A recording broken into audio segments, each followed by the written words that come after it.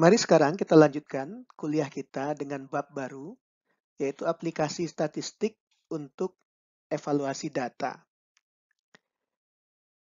Kita tahu bahwa data hasil pengukuran itu mengandung kesalahan. Nah, kita harus memberikan arti terhadap kesalahan dari data analisis tersebut. Untuk itu, kita memerlukan metode statistik. Aspek-aspek yang akan kita tentukan menggunakan metode statistik dalam mengolah data hasil eksperimen itu yang pertama adalah menentukan confidence limit atau batas kepercayaan dari rata-rata sekumpulan data. Ya, jadi nanti Anda harus memahami apa itu confidence limit atau batas kepercayaan. Berikutnya adalah menentukan jumlah data yang diperlukan untuk menurunkan confidence limit tersebut. Ya, jadi makin kecil confidence limitnya, berarti makin yakin kita dengan hasil analisis yang kita peroleh. Yang ketiga adalah menentukan apakah pada tingkat kepercayaan tertentu, rata-rata yang diperoleh dari data eksperimen berbeda dari data yang benar. Ya, jadi untuk menguji apakah hasil percobaan kita itu sesuai hasilnya atau hasilnya tepat atau tidak. Ya. Yang keempat, menentukan apakah pada tingkat kepercayaan tertentu, ya, dua rata-rata hasil eksperimen berbeda atau tidak berbeda. Ya. Jadi kita bisa membandingkan hasil analisis dari dua orang, ya, apakah hasil mereka sama atau berbeda.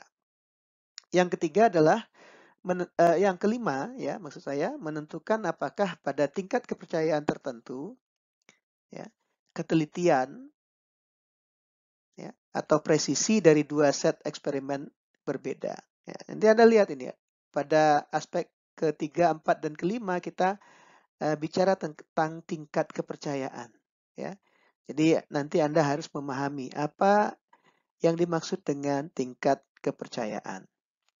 Ya, lalu yang terakhir adalah menentukan apakah sebuah data, ya, mengandung gross error atau kesalahan total, ya, atau tidak. Ya, sehingga harus dikeluarkan dari perhitungan rata-rata. Jadi ingat, metode statistik itu tidak membolehkan adanya gross error. Ya, tapi kita punya juga metode statistik untuk melihat apakah ada gross error atau tidak di dalam data hasil analisis. Mari sekarang kita bahas satu-satu. Ya. Yang pertama adalah batas kepercayaan atau confidence limit. Ya. Pada kuliah sebelumnya, ya, kita sudah membahas bahwa nilai rata-rata dari populasi mu, ya, atau nilai yang sebenarnya itu tidak pernah kita ketahui. Ya. Kenapa? Karena kita memerlukan jumlah data tak hingga banyaknya. Ya. Secara eksperimen, ya, kita biasanya mempunyai data yang jumlahnya terbatas. Jadi, yang bisa kita hitung dari data yang terbatas adalah nilai rata-rata atau nilai tengah. Tetapi kita sudah bahas juga bahwa nilai yang sebenarnya itu dekat dengan nilai rata-rata kita. Ya, kalau hasil eksperimen kita hanya mengandung kesalahan acak. Nah, sekarang teori statistik itu memungkinkan kita, ya, untuk menentukan batas di sekitar nilai rata-rata hasil eksperimen, ya, di mana nilai yang sebenarnya itu berada. Ya, karena kita tahu bahwa nilai yang sebenarnya itu dekat dengan nilai rata-rata. Jadi pada daerah mana nilai yang sebenarnya itu berada? Pada tingkat kepercayaan tertentu. Ya, jadi ini kita harus pahami apa yang dimaksud dengan tingkat kepercayaan. Nah, batas di sekitar rata-rata hasil eksperimen di mana nilai yang sebenarnya itu berada, itu disebut dengan confidence limit atau batas kepercayaan. Ya. Interval antara batas-batas tersebut disebut dengan confidence interval. Ya. Bagaimana kita menentukan confidence limit dan confidence interval? Ya. Kita akan tentukan itu dari perhitungan simpangan baku atau standard deviation, ya, dari sampel hasil analisis kita, ya. Jadi Anda sudah pernah menghitung simpangan baku kan? Dengan menggunakan data tersebut, kita bisa menentukan interval kepercayaan dan batas kepercayaan. Mari sekarang kita lihat lagi kurva Gaussian. Ya. Kita perhatikan dulu kurva Gaussian yang di tengah ini. Ya. Ini kurva antara frekuensi relatif dengan simpangan dari rata-rata yang digambarkan, yang dinyatakan dengan Z. Ya. Z itu adalah X kurang mu. Ya. X itu adalah data eksperimen. Mu adalah nilai yang sebenarnya. Dibagi dengan sigma. Sigma adalah simpangan baku dari populasi. Ya. Jadi kalau kita lihat ya, 90% data hasil analisis itu terletak pada batas minus 1,64 sigma ya, dari nilai sebenarnya sampai plus 1,64 sigma dari nilai yang sebenarnya. Jadi 90% data terletak pada daerah yang diarsir ini. Ya. Jadi 5% di sebelah kiri sisanya, 5% di sebelah kanan sisanya. Ya. Jadi dari kurva ini ya, apa yang kita dapat tarik kesimpulan ya. 90 dari 100 kemungkinan ya, rata-rata dari populasi atau nilai sebenarnya itu terletak antara minus 1,64 sigma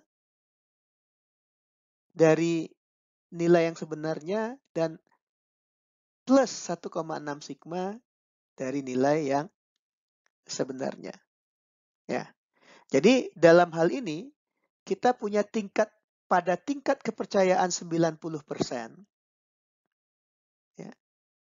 Kita yakin bahwa nilai yang sebenarnya itu terletak antara minus 1,64 sigma sebelum nilai yang sebelum rata-rata dan plus 1,64 sigma setelah nilai rata-rata. Kenapa kita punya tingkat kepercayaan 90%? Karena kita masih punya data 10% di luar ini. Ya, jadi masih ada kemungkinan kita salah sebesar 10%. Ya. Nah, kalau kita lihat di sini, ya, ini adalah kurva pada tingkat kepercayaan 95%. Ya. Jadi kenapa? Data 95% data itu ada pada batas minus 1,96 sigma sebelum rata-rata dan plus 1,96 sigma setelah rata-rata. Ya. Jadi rentangnya lebih lebar. Ya. Karena jumlah data kita lebih banyak pada rentang tersebut, maka tingkat kepercayaan kita juga akan semakin tinggi. Ya. Nah, 1,96, 1,64 ini ya, itu adalah nilai Z. Jadi nilai Z itu bergantung pada tingkat kepercayaan. Pada tingkat kepercayaan 90%, nilai Z-nya adalah 1,64. Pada tingkat kepercayaan 95%, nilai Z-nya 1,96. Pada tingkat kepercayaan 80%, nilai Z-nya 1,29. Ya. Nah, jadi untuk menghitung batas kepercayaan atau confidence limit, ya, yaitu daerah di mana nilai sebenarnya terletak di sekitar rata-rata, untuk N pengukuran, ya, kita bisa menggunakan rumus ini. Mu adalah nilai sebenarnya. Ini adalah rata-rata hasil pengukuran. Ya, Z tadi saya sudah jelaskan. Sigma itu adalah simpangan baku dari populasi. Dan N adalah jumlah data. Jadi rumus ini menyatakan apa? Rumus ini menyatakan bahwa nilai yang sebenarnya itu terletak di sekitar rata-rata pada batas-batas Z sigma per akar N. Ya, di sini plus minus itu artinya apa? Lebih kecil dari rata-rata plus lebih besar dari rata-rata. Oke. Nah, sekarang untuk lebih jelas kita lihat saja soal, ya. Mari sekarang kita lihat contoh kasus yang sudah kita bahas sebelumnya pada saat kita menghitung standar deviasi gabungan, ya. Jadi kita ambil data analisis ikan jenis pertama, ya. Coba Anda lihat lagi nanti di video sebelumnya, ya.